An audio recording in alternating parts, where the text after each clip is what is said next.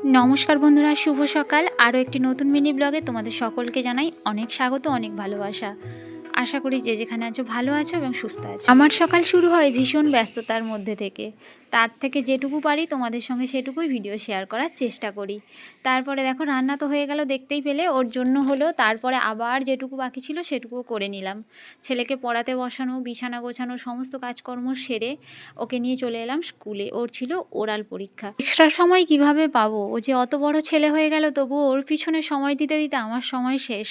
আমি নাজেহাল হয়ে যাচ্ছি এখনও পর্যন্ত। জানি না কার কার বাড়িতে এরকম দুষ্টু বুদ্ধির ছেলে আছে।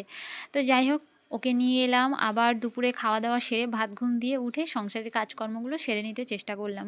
সকালের মতো বিকালে অতটা কাজ থাকে না, অনেকটাই কাজ হালকা হয়, কিন্তু আমরা মেয়েরা তো বসে থাকতে পারি না। যতটা পারি কিভাবে কাজ বের করা যায় সেই চিন্তা করতে পারি ভালো মতোই। সংসারের কাজ তো সেরে নিলাম, তারপরে রাতে কি রান্না করব সেই চিন্তা। আগে থেকে যেটা ভেজাবো সেটা ভুলেই গিয়েছিলাম। তারপরে চলে এলাম ছাদে, জামা কাপড় মেলা ছিল সেগুলো তুলতে। আর এসে দেখছি কি এইভাবে পাখিগুলো নিজেদের বাসায় ফিরে যাচ্ছে। আর এই যে আজকে ছিল বৃহস্পতিবারের দিন, আর ভাবলাম একটু আলতা পরা যাক পায়ে। পায়ে কি আলতা পরবো? পায়ের যা অবস্থা, আমার সিদনা পড়তে পড়তেই একদম ফেটে গেছে। কী যে হবে নিজেও জানি না। তারপরে দেখো, এগুলো হচ্ছে আমার অবসর সময়ের সঙ্গী।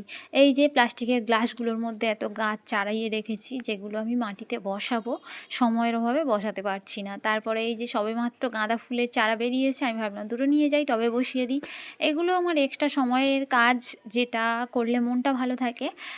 কিন্তু এদের পিছনে সেই মতো সময় দিতে পারি না, যার জন্য ঠিকঠাক গাছগুলো হয়ও না। তবুও শখ হয়, এটাই আর কি। তো যাই হোক বন্ধুরা, আজকে ভিডিওটা এই পর্যন্ত। ভালো লাগলে অবশ্যই পাশে থেকো, আর সবাই খুব ভালো থেকো, সুস্থ থাকো। আর দেখা হবে পরের একটা মিনি ব্লগের সঙ্গে।